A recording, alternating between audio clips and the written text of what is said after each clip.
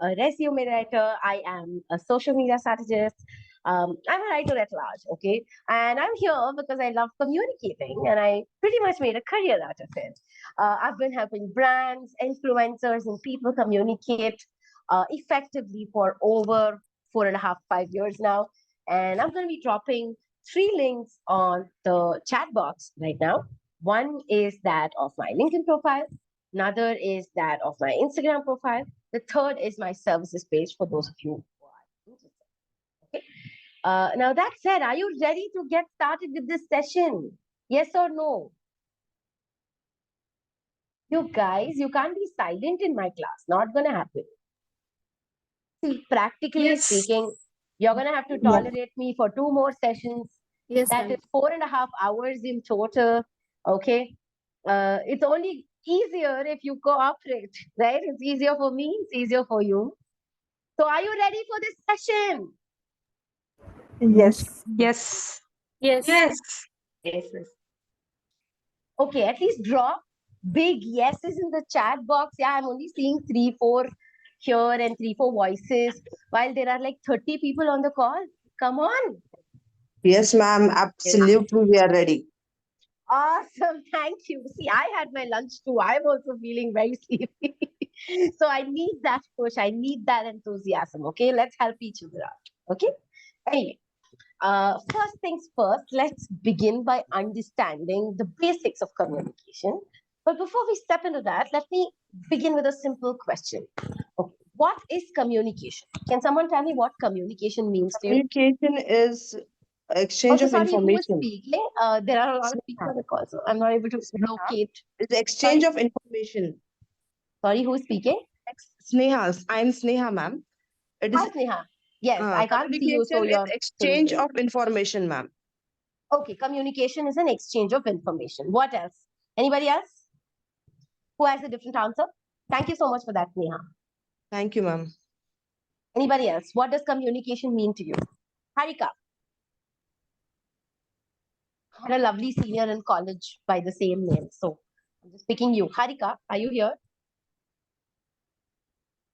Okay, Harika is not here. The way of Anybody else? communicating, verbal, non-verbal communication. That's Okay, so mainly. those are types of communication. Great answer. But Way of what is communicating. communication? To pass the message, whatever he wants to say, what we want to Okay. tell each other. Okay. Our thoughts. Okay. Communication Yes, is Nimita. expressing your ideas in such a way that it is understandable by the other person, the one who receives. Great answer. Great answer. Okay. Communication is where you express your thoughts the way it's intended to another person. Great. Okay. Now, what makes communication good or what makes communication bad? What's that point of difference? Involvement of the two parties makes it better. Involvement of two parties. Okay. So someone says something Listening and there's a skills is response. important, ma'am, in communication. If you listen properly, you can answer properly. Listening skills are important in No, communication. I'm not asking what makes, how can you communicate properly or what is important. But when you're communicating, what constitutes for good communication and what makes it bad? Maybe your expressions. Before you're telling simple thing, but telling in a very bad way Okay. that could No. make a Let bad me thing. break this down further and make my question very clear. Misunderstanding. Okay. No. So someone said communication is an exchange of information, is when you express your thoughts. All of this is what is called as communication. Okay. But what makes communication good or bad? What do you call as good communication? What do you call as bad communication? Adding facts and figures and examples, making it easier to understand. So I think that's Okay. what Anything that's contributes. easily understandable is good communication. Yes, citing Okay. it along with the facts and figures and the examples, making more Okay. realistic. Factually right. Basically, when it's easily understandable. Okay. What else? Having eye-to-eye contact. Okay. So if I make eye contact and say I'm going to kill you, does that make good communication? You are able to convey what you want to say. Language. That is a good communication. Being So polite and approachable in basically, what you when I communicate. communicate what I think correctly, that's good communication, is what you're saying. Yes, ma'am. Yes, ma'am. And you should Great have a answer. common language. Language. Okay. All right. All right. If the Thank audience, you. if the audience or the recipient understands or can able to decode what the other person has to say, that is the whatever the medium, whether language or whatever the signals, but if the person is able to understand what the person is trying to express, then that is the best communication, good communication. Perfect answer, Nihita. Thank you so much for that. Basically, that's what I'm trying to get to, right? So communication can be of any type, okay? It can be instructional, where you're trying to instruct someone how to do something. For instance, you have a cook, or you have a house help. You're trying to tell them this needs to be done today, or you have to cook this way, or you have a junior reporting to you at work. You tell them how to do something. That's instructional. Then there's also transactional communication, wherein you're transacting your emotions, when you're trying to exchange, say you're talking to a shopkeeper, you're giving money and you're taking something. It could be transactional. It could be emotional, when you're sharing your feelings and your thoughts with, say, your family, your partner. Or it could be educational, like this very class, where I'm trying to educate you, I'm trying to teach you something, right? There can be different kinds of communication, but what constitutes for a good communication is that it acts as a bridge between confusion and clarity. My point being, after you communicate whatever it is that you're communicating, there should be more clarity than before, not less, right? That is your metric.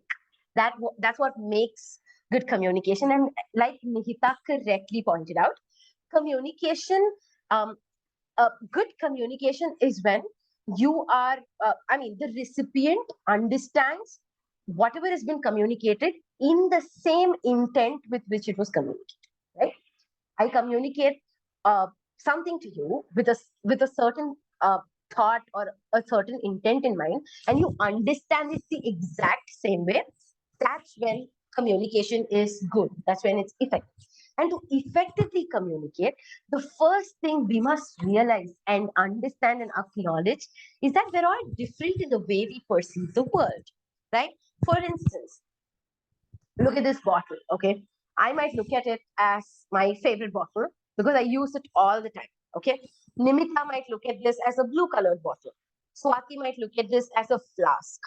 Nihita might look at this as a bottle that looks a bit heavy, right? Heavier than the regular plastic ones. Another person might look at it as a metal bottle, right? So we all perceive things differently. The first thing that occurs to us in our mind when we look at something is very different from one another, right? And when you have to effectively communicate, you have to understand that we all perceive the world differently and use that understanding as a guide to communicate with others, right? Everyone understands things differently. So it's your job to make things abundantly clear instead of assuming that they understand everything the same way you are intending to communicate, right? That assumption is the starting point for miscommunication, and miscommunication leads to a lot of problems amongst a lot of people, be it in personal relationships, be it in professional relationships, and whatnot, right? So, and using that understanding as a guide to communicate with others is exactly what we're going to focus throughout this session and hopefully succeed towards the end. Yeah. Okay. Now we have understood what communication is, and we know what standards we're looking at. We've understood what makes communication good, what makes communication bad. Now that we've established those standards, let's look at how to make communication effective enough to get to that standard. Okay. First thing, there are two key things that contribute to effective communication. The first is consolidation. So what does consolidation mean?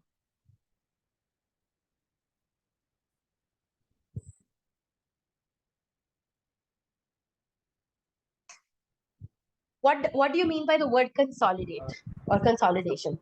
Consolidation means consolidating all the relevant points, starting from the problem statement, what we are doing, why we are What doing. does the word consolidation mean?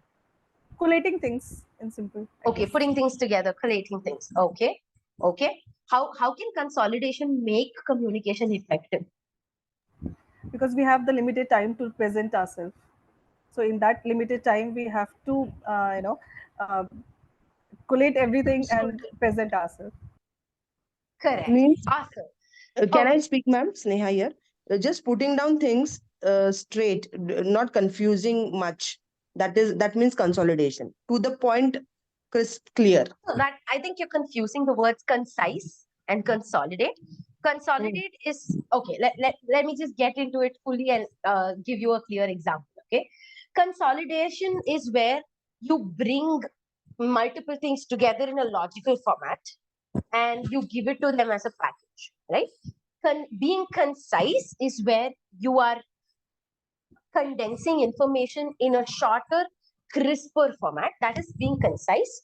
Consolidation is where you put things together in a logical format that would make sense to somebody else, right? Now, when we speak about consolidation, there are a few key things you must remember. Okay? First thing is context. You must contextualize your speech. Okay, you can't talk about something out of the blue and then jump to an unrelated conversation altogether. But the weird part about communicating at work is that that's exactly what you're supposed to be doing, right? When you're setting up a one-on-one with your manager, you're not just going to be talking about one thing. You're going to be talking about many random things. You want leave, you want help with a certain project that's going on. You have you want to inform him of the progress in a certain task that you're doing. You want to talk to him about underperformance of one of your subordinates and how to deal with it. There are multiple things. That's exactly how communication at work happens, right? It's a lot of random things together. So when you're trying to consolidate information while communicating at work, the first thing you must do is contextualize your speech, right? And how do you contextualize? You structure your thoughts and organize them by compartmentalizing your thoughts, meaning to break them down into smaller points. You break them down into smaller tasks, right? And then present them in a logical flow by following a certain pattern, right? For instance, right, if I'm just going to tell you, let me just quickly tell you what we're going to what we're going to learn in the session. We're going to learn about effective communication. We're going to learn about summarizing. We're going to learn about paraphrasing. We're going to learn verbal and non-verbal cues. I'm just going on and on. You are paying attention to me, but you don't know whether there's a start and end to that list or not, right? As against, when I'm telling you, we're going to deal with three key things in this session. One is how to communicate effectively. Second is how to summarize effectively. Third is verbal and non-verbal cues that contribute to effective communication, right? I already started by saying there are three things. You know there is a start and end. You're able to focus better on the information that I'm giving, right? So 3 is the smallest number that forms a pattern.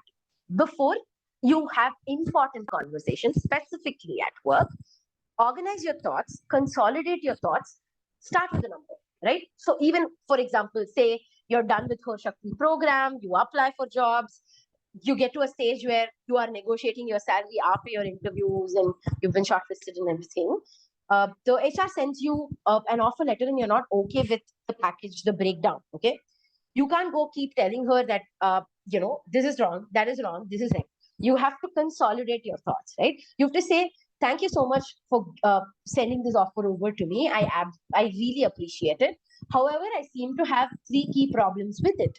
First is that the basic pay is different from my last on salary, and I want it to be more. And the second is that the HRA is like this, but my house rent is that. The third thing is that the PF benefit gets cut from my package. I would like it to be, over and above my package. So it's much easier for somebody to concentrate on what you're saying and respond effectively, right? It makes the conversation more engaging and effective and responsive both ways, right? That's one thing. You can number them and then tell them. But when it comes to presenting in a logical format, you either present to them in an order of priority. What's the most important one to the least important one, or the smallest task to the largest task, or the largest task to the smallest task. When you're presenting good and bad news, it's either You start with good news or you start with bad news. There should be a logical flow to it. You can't give one good news, then one bad news, and then 3 more good news, and then 4 bad news. That's not going to work, right? Makes more sense that way. Okay? That's about consolidation. Now, the second and one of the biggest contributors to effective communication is confidence and the conviction with which you speak. Okay? Now, I have another question to ask. Whom shall I pick? Divya. Hi, Divya.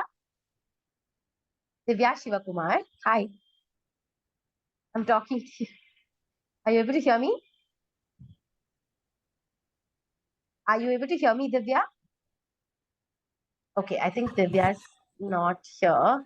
Anybody else with their camera on? Chaitra. Hi, Chaitra. Are you here? Yes, ma'am. Hi, Chaitra. So has there ever been a situation at work where you didn't feel confident enough to communicate? Yeah, sometimes when we face the new topics or new projects, that time when we have not have gathered more information, we Okay. have to convey our information to our team members, or we have to discuss about the topic. That time, when we are not Okay, clear so about those things, what's one of the key things that made you less confident while communicating at work? maybe a fear of something. Fear of what? Yeah, Judgment? fear of the top. That's the mean about content things. I feel Okay. like Lack of when we don't, knowledge. yeah, lack of knowledge. Okay. Everybody else also open the chat box and tell me what eats into your confidence the most. Okay, let's try and fix that. So, anybody else who wants to share? Mona. Hi, Mona. You're on mute. Hello, hi. Hi, good afternoon. How are you doing today? I'm good, Bharti. Thank you. Okay. You do come off as a very confident person, but has there been a situation where you didn't feel confident enough to communicate at work? Yes, I have come across. And Okay, can you describe the situation or kind of share what usually eats into your confidence when during critical situations? sorry, I think your voice is breaking. I didn't get that question properly. Okay, are you able to hear me clearly now? There's little bit of disturbance. I think there's a lag. Is everyone unable to hear me, or is it just Mona? We're able to hear you. Oh, okay. Okay, Mona, try to understand what I'm saying. I think there is a network issue from your side, I guess. Anyway, has there been, I mean, like, can you describe the situation that made you feel less confident while communicating? Or in general, could you possibly share what isn't your confidence while you're trying to communicate during critical situations at work?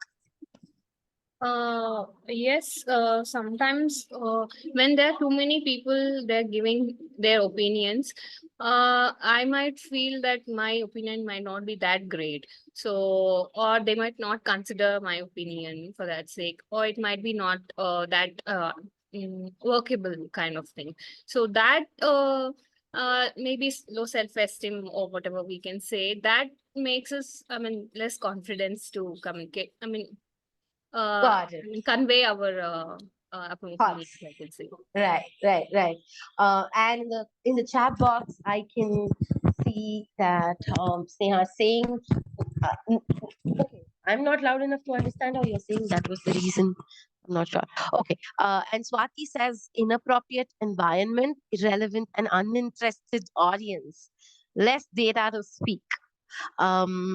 Fear of expressing ideas when senior people speak. Lack of preparedness, fear of questions. When put in a new project or a team, then you feel less confident. Fear of what others might think and lack of knowledge. Okay, got it. Most of what you guys are saying is lack of knowledge, fear of judgment, and not having enough information to confidently put your, not having the factual backing or statistical backing to put your points forward, right? So if I have to be completely honest with you, I was a very, very anxious person when I started working. I would be so stressed and so underconfident somehow that I would start stammering while speaking.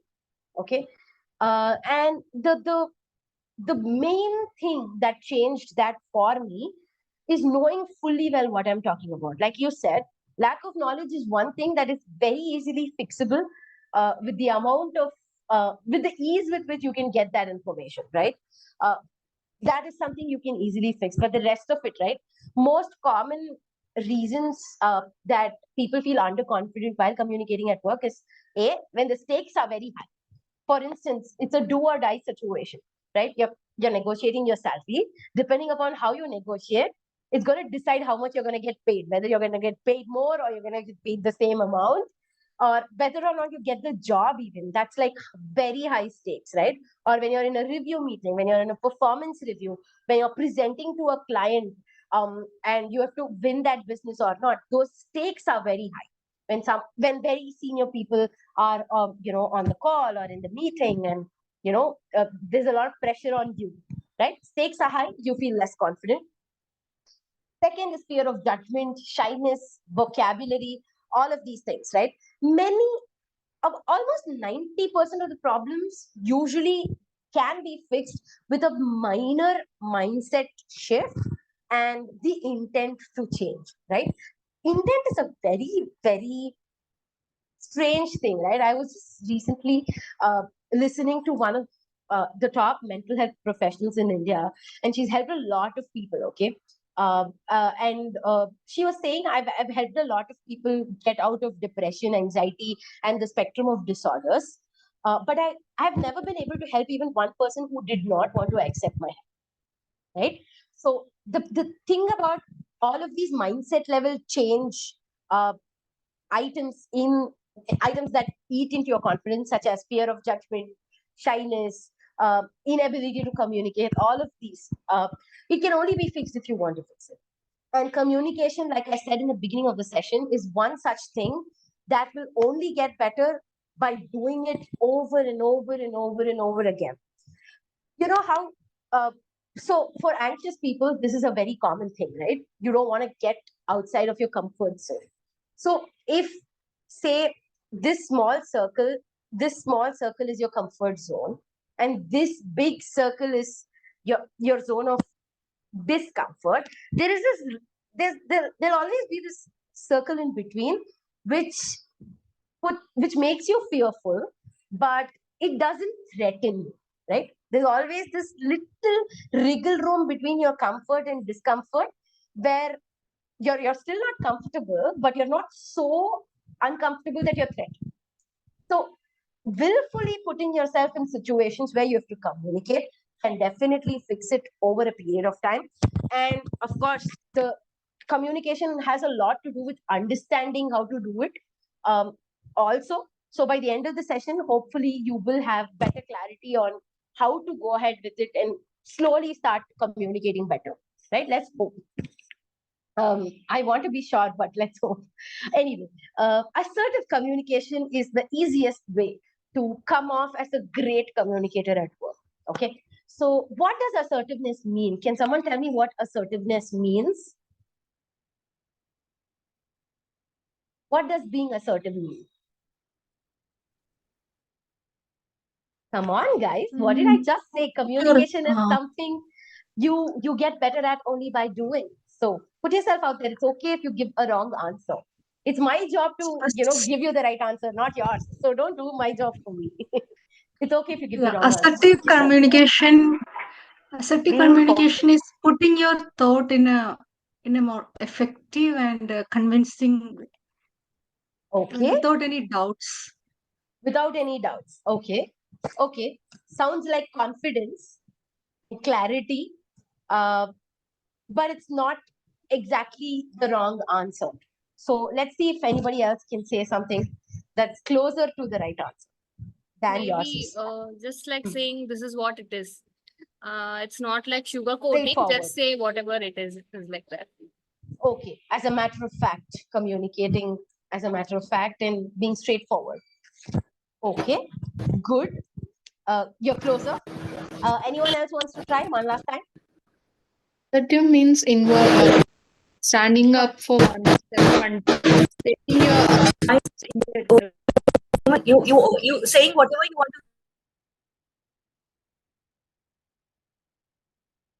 Hello? Does it mean convincing? Sorry, who's speaking? Does it mean Can convincing? All right, guys, I don't know. I'm not able to hear much. There's only noise. Are you all able to hear me clearly when I'm speaking? Yes? Okay, great. Then I think that's all that matters. Let's go on. I'm not able to hear much of what you guys are saying somehow. Anyway, please mute yourself. There's a lot of noise in the background. I keep muting everyone, but somehow someone keeps unmuting themselves. I don't know. Okay. Anyway, assertiveness is the ability to confront, the ability to communicate and comprehend without offending anybody, and more importantly, without any aggression. So, what does confrontation mean? So, someone does something wrong by you. When you go face to face and ask them straightforwardly why they did that, that is confrontation. So, assertiveness is the ability to confront, to communicate, just put your thoughts forward, and to comprehend, to understand what somebody else is saying and respond to it without offending them and without any form of aggression, right? So let's just look at a particular situation, right? Imagine an unpleasant situation at work, something where your boss, so basically you work with 5 other people in your team and then there's your boss, okay? All of you work on a project together and something goes wrong. Your boss just walks right in and undermines you and blames you, right? Mona, tell me, how would you react to this situation? Sorry, how do I react? To that situation. I Okay, anybody else who understood the situation? So guys, I will the try to. situation is that there are 5 people working in your team, including yourself. You're working on a project together. Something goes wrong. Your boss just comes in, undermines and blames you and you alone. How will you react to this situation? Go, Nimita. Hi. I will basically I will put the facts in front of my boss and tell that what really happened in that situation. Great. Okay, so give me an example of that. See, I'm your boss. I'm walking right in and I'm yelling at you at the top of my voice. Tell me how you will present that facts. I will talk in a calm voice. Like I won't like be emotional. In a calm and steady voice. Okay. And then I'll say, listen, boss, this is what happened, and these are the facts. That way. Acha, good, good. Swati, yes. Yeah, hi. And relax him and then tell my facts without taking things personal. Sorry, who's speaking? I'm not able to hear you. Your voice is not clear. Sneha. Neha, I think you should move to a better network area. We're not able to hear you. There's a lot of noise behind. Yes, Swati, go on. Yeah. So in this case, definitely the situation is very difficult right now, and the boss has come for the situation, which first of all, as a lead, I will empathize to my manager that there is a bigger situation for him.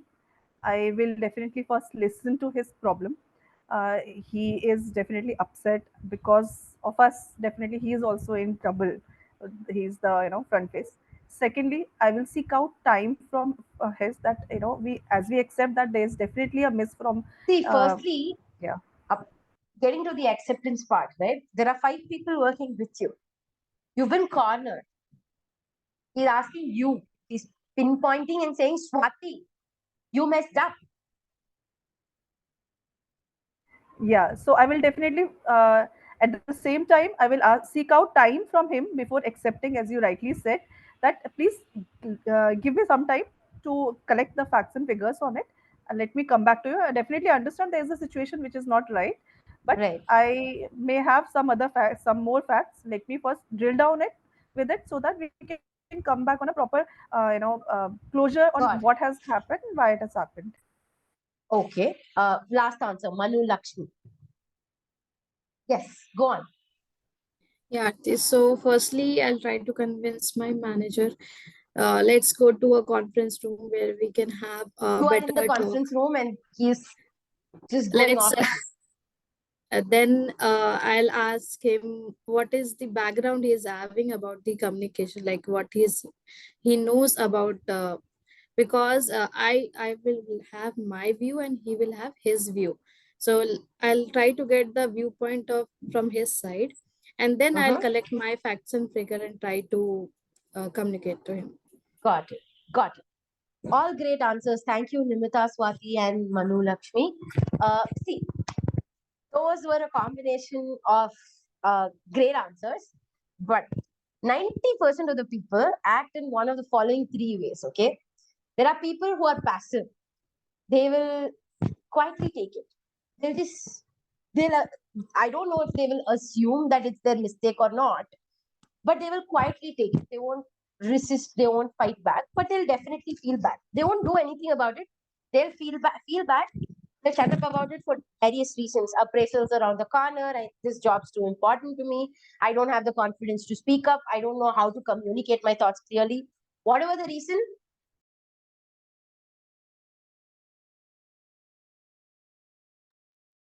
You're on mute. Ma'am, you got muted. You're on mute, ma'am. You're on mute, ma'am. wow, somebody's You're on muting me. mute. Are, can you hear me now?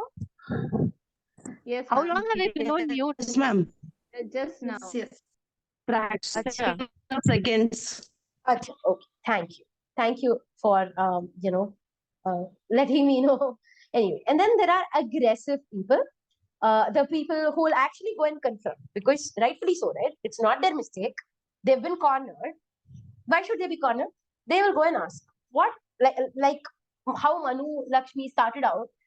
She said, what's the backing you have for this, right? You're confrontationally asking this person, why am I being cornered for this, right? It need not, it's essentially be very, dominant or in a bad tone, but basically the act of confronting makes you aggressive, right? Or they go and act out elsewhere, right? They will take it at the office and then they'll go home with a very bad mood and take it out on the people who are at home, or they are going back home in their vehicle and it transforms into road rage, right? That is aggressive. Now, passive aggressive are the most common type.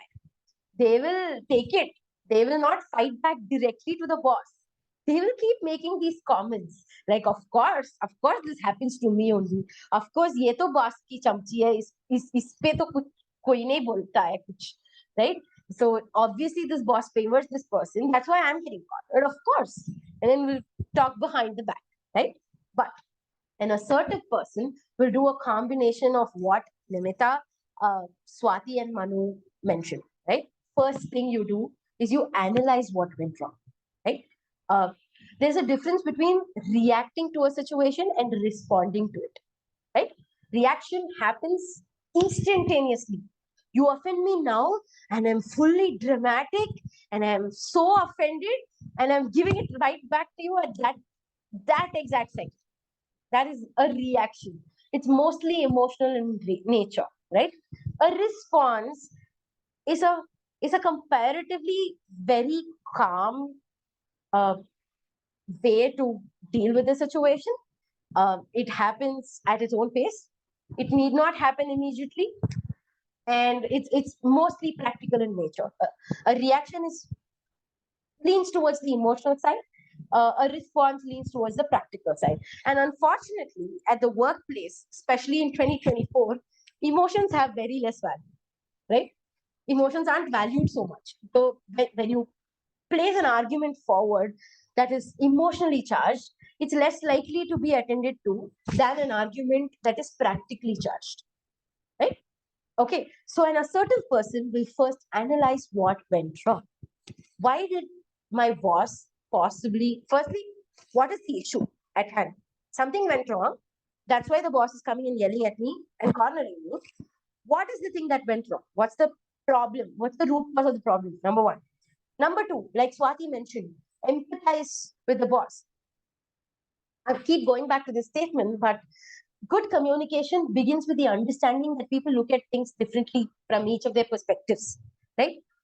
Place yourself in the boss's shoes. Why is it that you're being picked up? And that is a combination of your analysis also. Am I being picked out because what went wrong was completely my responsibility? Am I being picked out because the boss trusted me with this and I was supposed to lead this? Or am I more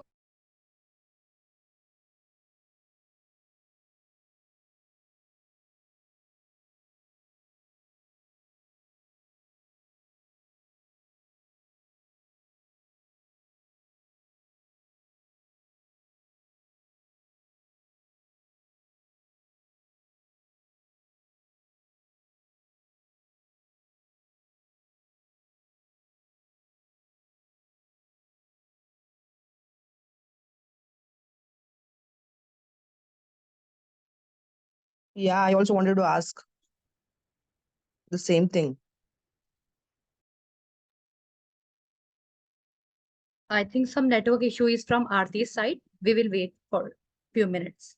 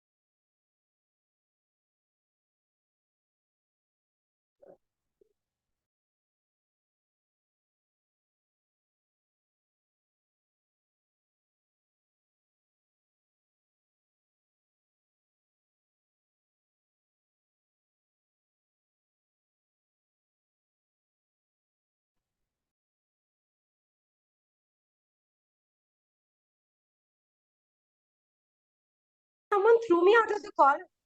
Yes, ma'am, we are audible. Yeah, okay. So I was saying, an assertive person will analyze, empathize, and communicate their thoughts respectfully. That is the most important part, right? The more you react, the more annoyed you sound, the more it becomes a personal attack. It becomes more emotional than practical. So the chances of you finding a solution to it is going to drop to zero, right? And one thing about assertiveness, why it works really well, is that, see, to be very frank and honest, it's very, very easy to be friends or to be in good terms, or at least to pretend to be okay with someone than to not, than to actually not be okay with them at the workplace, right? It's much easier to get work done with someone you can tolerate than someone you can't. It's too much effort to hate, or maybe hate is a very, very intense word, but not like someone and do the things around not liking someone. It's much easier to pretend to like someone and just get work done, right? In fact, bonus is that you come off as a very approachable person who's easy to work with if you just smile and move on, even if someone is not the best person to be around, right? Moving on.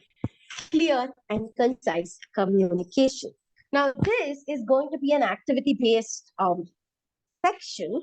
So I need two volunteers for this, who will be enacting a certain dialogue that I will be, putting it out on the screen. Right? Can someone volunteer? Is someone going to volunteer? Okay, Mona and Nimita are volunteering. Avneet, I need access. Swati? Swati, I need admin Yes, access. yes. I have given. Thank you. Yes. Okay. So, Nimita, you be Anu and Mona will be Ramya. So, the context in this for them and for everybody else is that these are two friends. Okay. These are two friends who are running a business together. One of them doesn't feel value. Okay. They don't feel good. And that partner is trying to communicate to this other friend.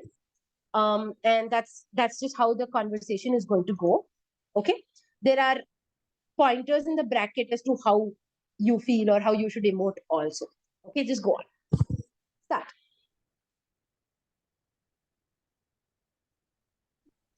I'll just Who's read it Anu? out.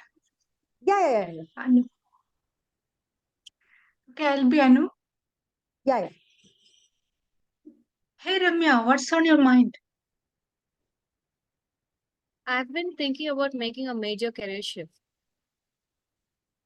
Oh yeah, what are you considering? I want to explore a different career path. Did you hear what I said? About what? My career change. Oh, that. What about it? Don't you have anything to say about it? Look, I buy you lunch every day, share profits equally, and cover health insurance too. What more do you want? It's not just about that. I feel like you don't value my work as much as you should. Look at how much I do for you. It's not just about what you do, it's also about how you treat me compared to paying clients. Fine, let's talk about it. Right. So, see, the thing is, I happen to work with my best friend too. So she works for me part time. Okay. So I run my own thing and she works for me part time. And I'm sure all of you must have heard how, people keep saying dosti aur dhanda don't sit together, jamta nahi hai. It's not good to work with people you know or people who are emotionally close to you. But it's never been a problem for us. And one of the main reasons why it's never been a problem for us is because it's not like she does impeccable work that requires no change, right? That requires no improvement. I still have to give her a lot of feedback on how good or bad her work is. But the reason why we've never had even a single problem related to work is because when I give her feedback, right, I don't tell her, Palak, what did you just do? Don't you know how to do this? You've done this all wrong. I don't say that. I say, Palak, I think this could be better because this is a way to go. I think you should do this. I use a lot of I statements rather than you statements. That way, the person you're giving feedback to or the person you're trying to confront for that matter doesn't feel attacked. They feel the need to improve. They don't feel like, they're not good enough. Right? So now what we're going to do is we're going to learn the 7 C's of effective communication. And then we're going to go back and revisit that conversation, see how it can be better. Right? Okay. And if at all any of you ladies have been sleeping a little bit after lunch, now would be a great time to wake up because this is one of the most important parts of the session and this will really help you out. Okay. So these are 7 basic things. Following a combination of any of these would definitely help you communicate significantly better. Okay.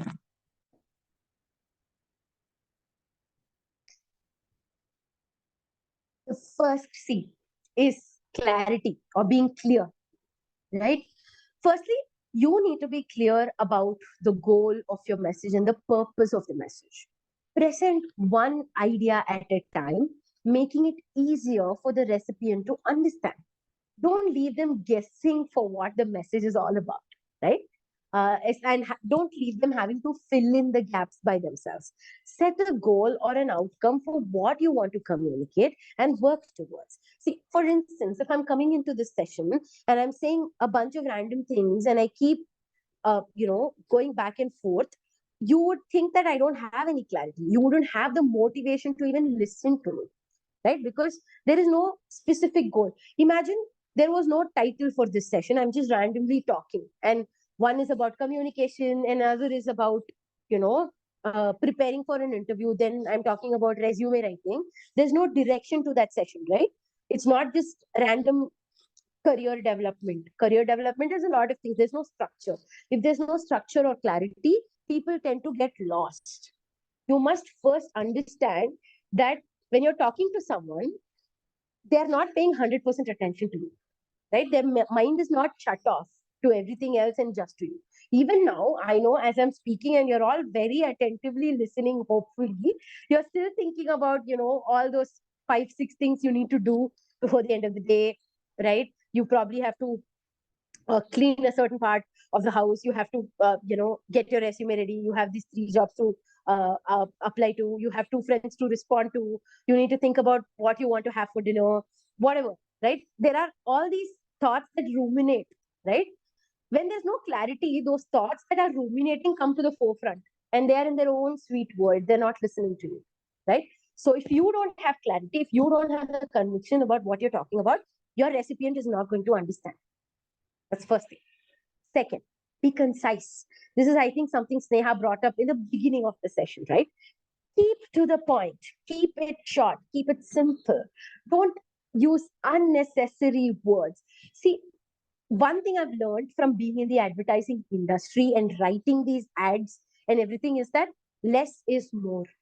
The less you say, the less amount of time you take to convey whatever you want to convey, the more effectively it gets conveyed. If I can say, a boy opened the door with just 4 words, a boy opened the door with 5 words, rather than there was this boy wearing a red shirt who went and opened the door. That's irrelevant information, right? The door was opened. You could even say it with the door was opened with 4 words. It's over, right? So if you have a chance to use lesser words, lesser sentences, take it. And this is especially true when you're communicating, through written mediums such as emails, texts, WhatsApp, Slack, whatever it is, right? That's going to be there forever. And I'm sure you are not going to read. You don't like reading blobs of text, so don't send somebody blobs of text. 90% of the people check their email from their phone. And how it appears on your laptop is very different from how it appears on your phone. What appears to be a very short email on your laptop, appears to be a very long one on the phone. So break your sentences down properly and put it very clearly so it's easy for them to understand. This will also make any communication a lot more engaging. Your recipient will be more inclined to give you a response very quickly instead of procrastinating it if it's short and sweet and it's very clear to them, right? Coming to the third point, which is concreteness, right? Be clear, not fuzzy. Basically being concrete is like me kind of trying to tell you how to be concise, right? Ensure that there's enough detail to get the message across, but not too much so that the recipient will be lost about what the actual original message is, right? For example, when there is a fire and somebody is evacuating people, they give the clear message on how long someone has to evacuate, what they can take with them, and where to go, the directions, right? If they keep confusing them with routes and how to go and how quickly to get in long sentences, especially in that situation, they're not going to be able to understand what the actual message is. Adding too much noise around your main point can mean that the main point gets missed. Make sure your main points or any conclusions for that matter are clear to the recipient. Okay? Correctness. Check the information you're providing before you send it out, and ensure that it's factually right, whether it's accurate or anything. But especially when it comes to return communication, ensure it's free from grammatical and spell errors. Right now, it's very, very easy to do that. It's zero effort from your side. Just get an extension, just get a Grammarly extension for free installed on your browser. It automatically corrects grammar. It automatically corrects spelling. If you don't feel like writing an email that's properly like well written, go on to ChatGPT, give it instructions, it'll write it out for you, right? You have these tools. You don't always have to work harder. You just have to work smarter. And over a period of time, once you see the right versions, you'll get there. You'll be able to write those emails without the help of ChatGPT, without the help of Copy.ai or any other tool, right? But when you have access to these tools, use it. It's not like I can't write emails, but I still use ChatGPT because it's much easier, it's much quicker. It does the job. I don't have to spell check. It's already spell checked and given to me, right? It saves time. Preparation will really help when it comes to being correct, right? It will help to ensure you can, you're communicating what exactly you need to communicate. And especially when it's in the written format, I need you to be extraordinarily careful because it's recorded, it's there, right? Especially when you're responding to important stuff like an offer letter, like your salary slips, like external communication with external stakeholders such as clients or any other vendor, and when you're communicating with your boss or your super boss, right? These are all situations where the stakes are very high. More of a reason for you to be extra careful on how you communicate. Okay. And speaking of communicating properly, coherence is very, very important. Being coherent ensures that your message flows well and it's laid out logically. The points you make should all be linked to the main topic. You can't just have random things in one blob of text. Break it down. I'm sure all of you, many of you at least, will be on LinkedIn and you will be consuming content on LinkedIn. If you look at the content you end up consuming, it's always those textual content, pieces of content that is spaced properly and it's easier to read.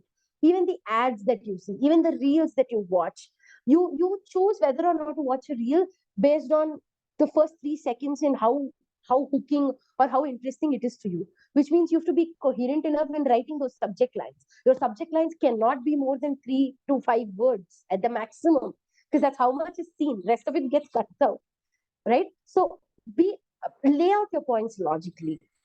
Not more than one idea in a single paragraph, not more than 2 lines in a single paragraph. Ensure the tone of your message is also consistent. You can't begin by sounding respectful and then move to informal ways of talking. You can't start writing very formally and then write, okay, I'm going to wait for you to respond now. TTYL, right? The difference in that tone and that level of respect is also inconsistent. Ensure that it's consistent throughout. Penultimate one, completeness. Ensure that the recipient has everything they need to understand your message and take action if needed, right? For one of the main uses of these 7 C's would be when you're taking down minutes of the meeting. I'm sure you're going to be attending meetings. I'm sure you're going to be taking down MOM. What everyone does is they literally like vomit every single thing that happens in a meeting into a textual format. They put it in a MOM and they send it across to people. A lot of times it's very annoying. It's boring to read. It makes no sense. What you can do is do that, of course, because that's what everybody requires. Especially it's useful for people who do not attend the said meeting. But what I do is towards the end of that document, I also add a section called action points. And even in the minutes of the meeting, say it's Mona, Nimita, and me, I start off by mentioning the date, whoever is present, what the title of what the focus point of the meeting is, and in the minutes where I'm actually vomiting whatever happened in a textual format, also I section it. One is about effective communication. One, that's A, B, C, D, E. Then it's about effective communication. 2, it's X, Y, Z. Then it's about interview readiness. It's PQR. And then underneath that, I put action points, action items. Under that, I put Aarti's action items, and then I list down what I have to do. Then I put Nimita's action items, what she has to do. Mona's items, what she has to do. This makes it much easier for you to understand what the meeting was all about. Makes it easier to backtrack and find out what needs to be done. Because a lot of times, especially once you get into the corporate world, right? People host meetings for no reason at all, man. Like it's useless. It could have been an email. They still host a 1 hour long meeting pointlessly, right? And it's very hard to know what needs to be done.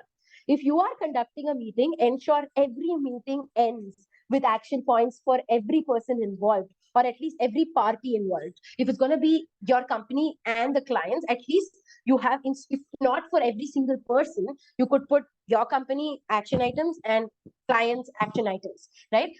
Always do that. If you're conducting the meeting, great, you have complete control over it. You can focus on the action items. If you are the one attending the meeting and your boss is conducting it, even better. You have a great chance to impress. You can be the proactive person that focuses on actions that need to be taken. You can be coming off as someone who is a go-getter, who gets things done, right? Always raise questions on what needs to be done. What's the point, right? Make sure it's abundantly clear to everyone. Maybe people might find it annoying a little few number of times, but that doesn't matter, because it's definitely going to help you understand what needs to be done, and that will improve your productivity drastically. Last C, which is courteousness. Forget about every other C that I told you. Regardless of how greatly you followed the first 6 C's, they will be useless. Take it from me, they will be useless if you're not maintaining the basic courtesy that you have to while conveying your information. Your message has to be polite, friendly, professional, open, and honest. Now, I'm not saying all situations deserve your kindness, all situations deserves your politeness, but you are more inclined to get a personally favorable response if you are courteous, right? Think about your message from the recipient's perspective. Be empathetic towards them, right? This will help you deliver the message in a way that's easy for them to understand and buy it. That's another thing I learned about, by working at advertising. You always work backwards. You first research your target audience. You understand what they want, and then tell them, hey, you wanted this, and that's exactly what this product is. It's a backward approach. We don't go and shove a product down a person's throat and tell them, this could be great for you. We tell them, I know what you want, and that's exactly what this is, right? So understand it. Place yourself on the shoes of your recipient, so you will present the information in a way that's easy for them to understand and buy it, right? And another thing, just a little thing, right? When you're giving feedback. So the thing is, all of us would have received a lot of feedback throughout our career, especially in the beginning of our career. There could have been a lot of feedback that hurt us very badly. And it's happened to me also, right? There have been a lot of times where I was given feedback that made me want to quit. I've been given feedback that made me feel like I'm not good enough to be in that profession. And especially when you're in a creative profession, it really hits you hard, because your opinion is very different from everybody else's. And when someone tells you your work is bad, it hits very bad, right? There's a difference between personally attacking someone and giving them feedback. Whenever you have a choice to choose between what is right and what is kind, choose kind, right? Your goal is to get work done, right? This is just a personal request. Not a part of the session, right? Your goal is to get work done. There is a difference between saying, what have you done? Did you not learn anything over the past 6 months? Is this how you write a code? Versus telling you, hey, do you have 2 minutes? I saw the work you just turned in. Thanks for turning that in, but I don't think it's up to the mark because of XYZ reason. Tell me how I can help you, but I need this to be done. Now, in the last session in the morning, right, someone pointed out that being kind has never worked for her, right? Especially with her juniors. When she was kind, when she was giving kind feedback, she was taken for granted is what she felt. And I clarified. This is what I told her. There's a difference between being lenient and being kind, right? I'm not asking you to say, hey, Nimita, oh my God, that was great work. Thank you so much. Just a little thing. This part of it did not work for me. If you can you please do this? Is being lenient. That's when you're taken for granted. I'm saying, Nimita, hey, thanks for turning that in on time. But the thing is, it's not working. It's not entirely wrong, but these parts are outrageously wrong and they need to be fixed immediately, because we have deadlines coming up. And let me know if I can help you in any way. If you have any questions, I'm here to help you, but it needs to be done. There's a difference between being stern and being a doormat and being lenient, right? I'm not asking you to be lenient, just be kind. It's just much easier. It eats into your, especially if you, I'm sure all of you all have so much experience. By the time you go back to work, you're going to have a lot of juniors under you also. So whenever possible, whenever the situation allows you, please be empathetic. It could eat into their confidence for the rest of their career. I still, in my most vulnerable moments, think of the comment that made me want to quit. And that was 6 years ago, right? So that's just a personal request. Now, that aside, let's try out this whole, Anu versus Ramya thing again. Hopefully, Mona and Nimita are ready. Now, go on and read this out very, very quickly. We don't have time. Quickly, guys. Yeah. Can I read this time, ma'am? Yeah, please go on. Okay, Anu. This isn't about what you do for me, Ramya. It's about what you did to me. Go on. When I came to talk to you about something important, you were dismissed. It made me feel unheard and disrespected. I'm sorry, Anu. I didn't mean to feel ignored. I should have been more mindful and considerate when you brought up your question. Thank you for apologizing. Moving forward, let's work on better communication and support each other's aspirations, both professionally and personally. Right. Thank you so much. Thank you so much for that, guys. Again, see, even in this case, what kind of work is when, if I have to go back, right? You see, in this part, in the left, the bottom left part, don't you have anything to say? Right? It's not just about that. I feel like you don't value my work as much as you should. Right? It's not just about what you do. It's all about how you treat me compared to other people. Okay? And here, when I came to talk to you about something important, you were dismissive, and it made me feel unheard and disrespected. The moment the conversation went from you and playing a blame game to me and about how I feel, which is what the entire conversation ideally was about in the first place, it was a very civil, easy conversation. Right? So whenever you're trying to deal with difficult situations at work, focus on your perspective rather than blaming somebody else. Say, you did this and I felt this way. I think this should be like this. It's a much easier conversation from there. People don't feel attacked. They feel safe. They want to fix the problem. Second thing, more often than not, we tend to back situations with emotional reasons, and that works very well. That's completely legitimate. It's not wrong at all. Your emotions are valuable, but in the workplace, right, when you bring practical reasons, they are more likely to be in your favor than emotional reasons. So whenever you're trying to deal with difficult situations, go head straight with practical backing more than emotional backing. That will work better for you, right? Moving on, summarizing effectively. Something I wish a lot of people I work with had, right?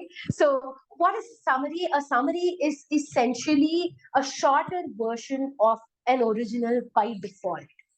Nothing more than 25 to 30% of the original thing, right? When you're summarize, when do you think you summarize at work? What situations at work force you to summarize something? Come on, guys, quickly. Time's running out. Come on. Don't you guys ever have to summarize at work? Yeah, Mona. Status call. During meetings. Okay, meetings. What else? Somebody else was also answering. I think Swati. Yeah, when some actions have to be taken, closure actions has to be taken by someone, or people have to be informed about decisions. Information. Okay, when you're informing someone during meetings. Okay. One more main thing. Two main things that are related to money. One is when you're sitting down for your appraisal, you're summarizing what you've done, what value you bring to the table. And you pretty much do the same thing when you're negotiating your salary at a new workplace too, which is something you're going to be doing very, very soon, right? So remember that. You will be using a lot of summarization when you're trying to prepare for an interview as well. So keep that thought in your head. Now, I'll give you a random situation, right? Imagine you're preparing for a presentation for your CEO, and you've asked everyone from your team to give you inputs.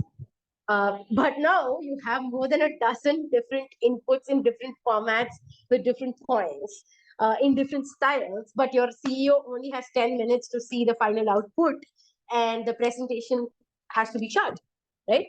What is the solution? The solution is to paraphrase and summarize the reports so your boss gets only the key information that she needs rather than the entire blob of information that came to you before processing it, right? So this will just help her get an overview quickly.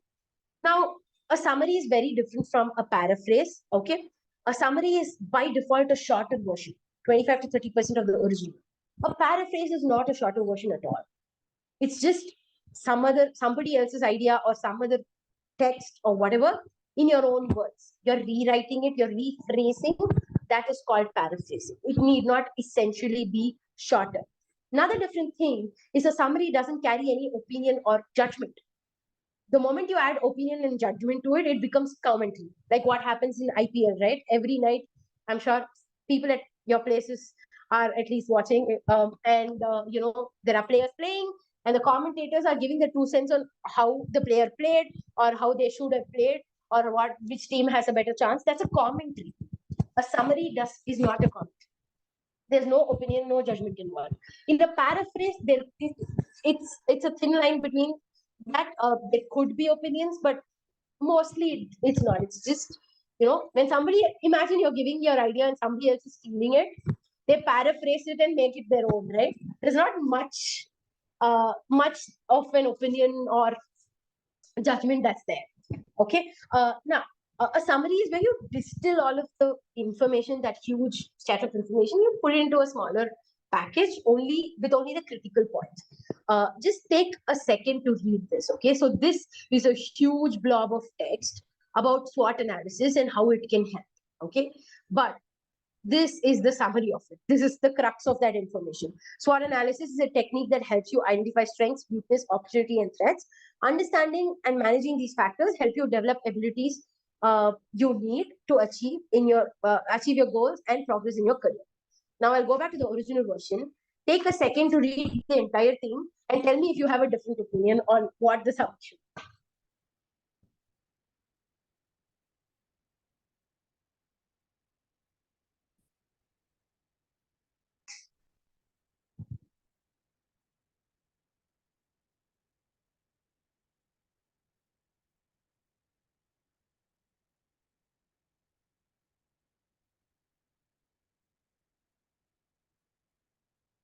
Yeah.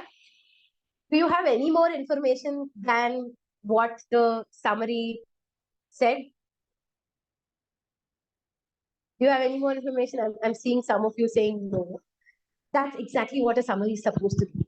It's supposed to take the core of that original and present it in a consumable, quick format, right? This is very, very useful when you're writing emails, right? Many people struggle with writing emails because they can't consolidate their thoughts and summarize it, right? So again, this is where ChatGPT or any other AI tool like that could be very, very useful. Okay. Moving on, verbal and non-verbal cues. Let's first get into the verbal communication bit. Sorry. So there are two main things to keep in mind when it comes to verbal communication: active listening, effective speaking. When communicating with another person, it can be easy to plan your response when you actively listen to the conversation, right? Active listening is very, very important, say when you're giving a presentation, because parallelly when you're giving a presentation, when someone's like putting their hand up and saying something, you'll have to be able to respond to them, and you can only do that if you're actively listening, not when you're thinking of something else and ruminating. Right? Giving presentation, attending a meeting, etc. But it's very, very important. It's very crucial when you're having a one-on-one, because the full focus is on you. You cannot get away. At least in a meeting or in a presentation, there are other people to support you and everything. But in a one-on-one, it's just you, right? So active listening helps you understand the message and prepare a response based on it. What you can do to do this is, first thing is keep your distractions at minimum. The first reason why you would not listen to someone is because you're distracted, right? Figure out what your distraction is. For instance, when I'm talking, when I'm trying to give you instructions over here, and I'm trying to listen to somebody, when I'm asking a question and you guys are responding, when there is a noise in the background, it distracts me. So I go to the participant section and I mute everybody else. That will help me listen to the person clearly, right? There's noise everywhere. There's environmental, external noise, mic ka noise. There is, cooker ka seeti baj raha hai kahin, or traffic noises, whatever. But sometimes there's also internal noise. You're constantly thinking about something else. You're not able to disassociate, all of that. So firstly, figure out what that distraction is and eliminate that. For example, you're working from home, you're having meetings, find a quieter place. Maybe that will help you concentrate better. Actually, for a lot of people, working from office is very noisy, so they can't do it. We're all just post-COVID mostly used to working from home, where it's comparatively quieter too, right? So basically, just figure out your distraction, stay away from it. Second, maintain an open mind. When you're actively listening to a speaker, try to keep an open mind and avoid jumping to conclusions. A lot of times when you're a little enthusiastic, when you're interested, when you're a little, how do I put it? When you're a little more interested about something than usual, you tend to jump to conclusions because you're excited like that, right? Before even this person finishes, you think what they're saying and you respond to it. I've seen people, when I'm interviewing someone, right? I've seen this a lot. Before even I ask a question, they assume what the question is and they give the answer. Very, very annoying. That's like the last thing I would expect in someone who walks in for an interview. Because an interview is not just where I'm questioning you and you're giving me answers. You're under the microscope. I'm watching your every move. That made me decide that this person can't listen for jack shit. I rejected her. Outright, right there. Right? So what I'm trying to say is focus on what the speaker is saying before jumping into any conclusion. Listen to them and formulate your response based on that. Right? One of the biggest fights I have with my partner is that he thinks of a response while I'm still talking. I'm not even done telling the problem. I can see that you're ruminating and thinking of a response. So don't do that. So what helps me in a professional setup to stay away from doing that is I always count to 3 before responding. Right?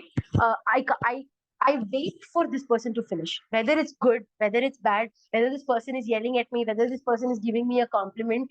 I wait, I count till 3 in my head, 1, 2, 3, and only then I respond. Because it can be very disrespectful when you're just talking over someone, like the example I gave you about the person I was interviewing. And it's also going to be a very awkward moment. You keep saying, oh, no, you go first. Oh, no, you say it. You started. Oh, I lost my train of thought. And it keeps going. It just avoids an awkward, disrespectful situation very, very easily. So follow the rule of, follow the 3-second rule and count to 3 in your head before you respond to anything. Okay. And avoid concentrating on a particular aspect of a message. Right? Before you respond to a message, this is more about comprehension and response. Right? When someone is telling you something, say you're at a seminar, you're at a meeting, your boss is giving you instructions, your boss is briefing you about a new project. Once that person is done talking, when you're responding to them, use a top-down approach or an inverted triangle approach or a cone, right? A cone or an inverted triangle is like this. It starts from the biggest thing and then it narrows down to the small. So start with the generic bigger problem and then narrow down to the specifics towards the end. If you start with the specifics, then it doesn't give a logical flow to the conversation. Effective speaking. Now, effective speaking is about how impactfully you deliver the intended message to your audience, right? There are 3 key elements of effective speaking, and they're very much intertwined with one another, okay? The first one is the choice of words. The second one is your delivery. And the third one is your reinforcement, right? I'll go over one after the other. Word choice, right? The kind of words you would choose and the tone, the way you deliver, you know, when you want to ask your boss in for a favor or when you want to ask for a leave versus when you're telling them something's not working or you need more time to finish is very different, right? You won't use the same words with your colleague who is in the same level as you and with your boss, right? So your choice of words and the way you put it across is going to change how seriously you're being taken and how your information is received, right? What I'm trying to say is it's important that you're aware of your pace and tone also.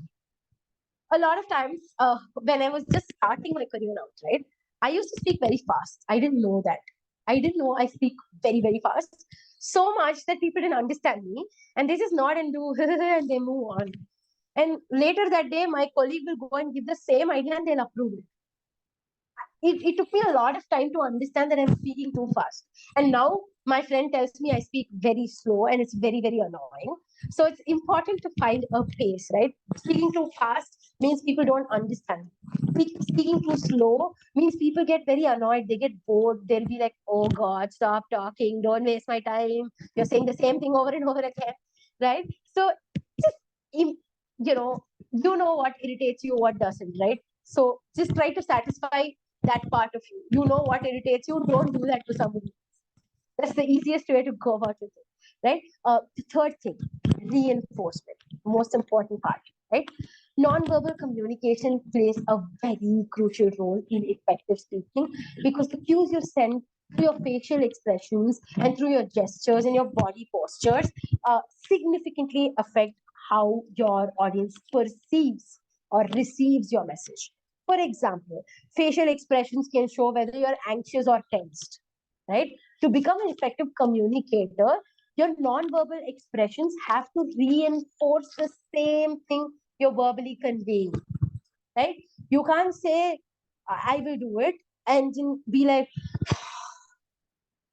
I'll do it, right? Makes no sense. It makes you come off as a passive-aggressive person, right? Passive-aggressive people do not have the guts to talk in person to a person's face, but they sigh and do all of these things, right? So don't be a passive-aggressive person. This brings me to the last part, which is, non-verbal communication. So there are 6 elements to non-verbal communication. First, kinesics, movement of any sort. When you're trying to talk to someone, if you're moving too much, whether you're moving your body, whether you're moving your hand, or you're moving your face too much, like with your facial expressions, it's going to be too distracting for them, right? They're not going to be able to focus on the message very easily. If you're trying to use a lot of hand gestures, try to keep your gestures within the frame of your face and your neck. If you're constantly doing this and this and this, it's going to look very animated, right? As against when you're saying this, it looks very organic. That's what I'm thinking. Okay. Of course, again, try to keep your facial reactions to the minimum because a lot of times, a lot of irritating things happen at work. The less you roll your eyes, the less you, do that, do this. It's much easier. It's not the most professional thing to do, And proxemics and haptics. Proxemics refers to proximity of personal space. Haptics refers to touch. I'm sure none of you will have a problem with this, but the generation today has a huge problem with this because we are huggers and we are high-fivers and we do that wherever we go, right? So please respect somebody's personal space. Don't go too close. Respect their boundaries. Even something as small as waiting for an elevator and going when you're in a rush, be mindful of your space and your situations. And we also end up being friends with people we work with, right? That's how we know to do life. And please remember that your work friends are different from your friends, right? The kind of touch you have, the touches you make with your friends are not okay with your work friends. You can't just do this, you can't just do pat their back, you can't just do this or do anything, right? Until you get to that stage, especially now that you're going to join as a join a company anew. Please remember that don't take people's personal space and their touch for granted. Oculesics refers to eye contact. Eye contact is crazy, man. The amount of power eye contact has, I don't know if scientifically it can prove anything at all, but it somehow creates this exchange of energy. And the moment you make eye contact, it's very easy to establish trust, right? People who are confident, people who are kind, people who are good at heart can make eye contact very easily. People who are insecure, they can't make eye contact.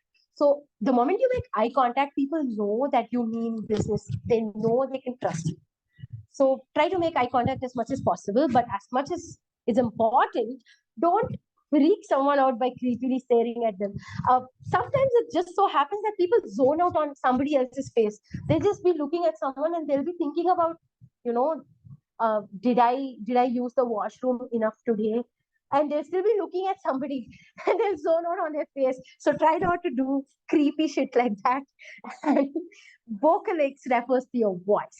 Try to be audible. Don't be too, soft, or don't be like me. Don't be too loud either. See, I'm a very loud person. Sometimes because I'm that loud, people think I'm yelling when I'm just speaking. That's just my regular decibel level, right? So try to find your balance. Many people lose so many opportunities because they speak too soft. So try to put yourself in that middle ground between your comfort level and discomfort. That try to keep moving this a little towards this side in your own pace, in your own control, so you can slowly bridge the gap between your comfort and your discomfort, and you can be there, right? The last and the most important and the most ignored part of non-verbal communication is chronomics. Chronomics refers to time. Time is vital. You cannot keep taking your own sweet time to talk or talk slowly. And if someone's taking too much time, right, you can say for sure that, the longer you speak, the lesser you're heard. That's one thing you should remember. And I think that's the thought I'm going to leave you with. That brings us to the end of this session. Thank you so very much for joining in. I'm going to be dropping a few of my links on the chat box. So in case anybody has any questions or doubts about this session, you can ask me now.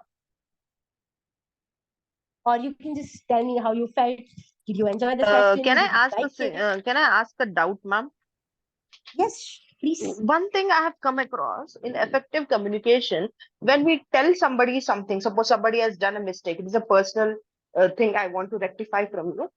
Suppose a person has done some mistake and you clarify that person that this is a mistake here. And in turn, that person, backfires you as if you have done a mistake. Means they don't, some people don't have a clarity to understand. So there, how do we communicate? I'm not understanding your question. Can you repeat? Okay, we with both a are little more having a clarity? conversation. Ma'am, we You both and are I, having a okay. conversation. We are workplace. Okay, at workplace, and I have done some mistake. Okay. So you are conveying me proper communication, and you're conveying me that, okay, Sneha, you have done so and so mistake. Please rectify me. So instead of understanding what is the mistake and all, I backfire you that, oh, no, you pinpointed this, that to me.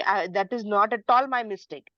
Some people don't want to understand the communication or just what you want to convey. So during that time, how do you communicate with such people? 90% of the time, if your tone is not, confrontational, if you don't sound like you're blaming them, and you're not sounding like you're cornering them, they're not going to retaliate, right? 90% of the time, if you watch your tone and the way you put things forward, it'll be very, very easy. Those 10% of the time where people retaliate, it's just their personality. There's nothing you can do about it, right? If I come and tell you, Sneha, what have you done? This is absolutely wrong. What were you even thinking? Did you not do this before? And even the last project, you made the same project. Are you so dumb that you can't even remember that? Versus telling you, hey, Sneha, this is a problem that came up in the last project as well. But right now it needs to be fixed. Can you tell me how we can go about with it? But it needs to be fixed. There's a difference between that tone, right? I'm not cornering you. I'm trying to tell you that this needs to be done. See, one other thing is that none of us are okay taking criticism, right? I don't like being told that I'm wrong. You don't like being told that you're wrong. But what we need to focus on is that it's not about you and I being wrong. It's about a larger thing that gets affected. The easier you communicate that it's not them, it's the larger problem that you're worried about, they're not going to retaliate. Okay. And okay, I understood. But suppose you have used method 1, blabbering, telling Sneha that you are not done the work well. Okay, fine. But ultimate the message is that person, instead of taking the message, okay, you said like this to me, but we are at workplace. We are not in the house, right? Of course, I have not done, I'm not up to the mark. Definitely, you will tell me that I'm not up to the mark. But instead of taking the things, they are just, this happened, that happened, and they are not ready to understand. See, you're not. If you can give me a little more details on what exactly happened, then I'll be able to tell you, because I think I already gave you my answer. So you're saying, okay, ma'am, you yelled at this person, but this person, although it was their mistake, they are telling you that you can't talk to them like that. What was it? I don't understand. Okay. Now? Okay, I'll ask in personal. Directly, I'll ask you this question, ma'am. Yeah. Okay. Anybody else? Any other question? Any other comment, doubt, feedback?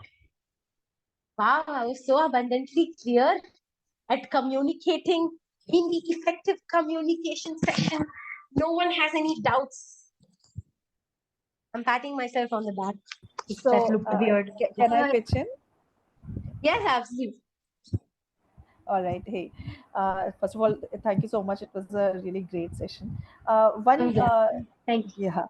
So one, most challenging situation which I have faced is basically in the case where we are trying to articulate the situation, presenting our ideas, but the audience are having different set of requirement, which they are also not very much clear.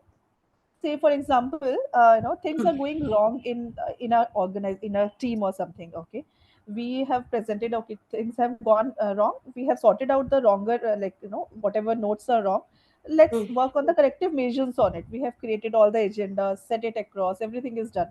Now we are all set to start the meeting, but when the meeting starts, within 5 minutes the senior people or the other people take the meetings to the different direction altogether, instead of what was the focus area.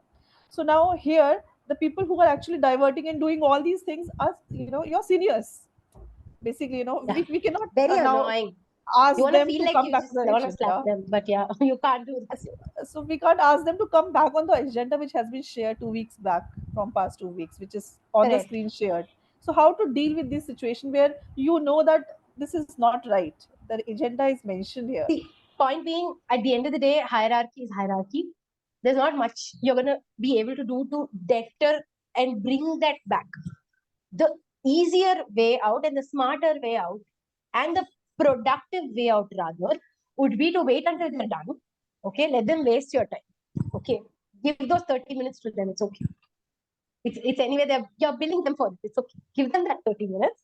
Once they're done, put your hand up and flag it off to them that ideally we were supposed to discuss this also. Could we also discuss this part, right? Kiss those 30 minutes goodbye. Like mentally prepare yourself to lose those 30 minutes and things will be easier. But definitely initiate that you have to talk about that other thing that was originally planned for you. Yeah, actually, the last thing which you mentioned that I should have mentioned towards the end, that was something I guess was missing and would have been a Doing that. retrospective No, point for them. they'll know Yeah. that they are the ones intervening. Twice or thrice you do that, and they'll understand that they're the ones intervening. They'll let you take it.